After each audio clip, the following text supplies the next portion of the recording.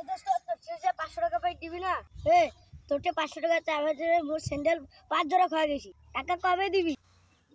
কি রে, সামান্য 500 টাকা দিছি তো প্রতিদিন সাবান নেবি? তুই আসলে মানুষ নস, তুই আসলে নোংরা, বুঝছিস? মানুষ 500 টাকার জন্য মানুষ প্রতিদিন এসে বারবার চায়। তুই আসলে একটা নোংরা, তুই হত দরিদ্র, তুই স্কিম, বুঝছিস? তুই ফকিন্নি, নোংরা করে কেন না? মানুষ কত টাকা দেয় তাও চায় না। আরে প্রতিদিন 500 টাকা দিয়ে প্রতিদিন যাবার লাগে, নোংরা করে কেন না? জীবনে আর বড় করে দাস না, নোংরা খালি 500 টাকা দিলে পাগল হয়ে গেছে। এই দোস্ত তোর যে 500 টাকা পাই দিবি না?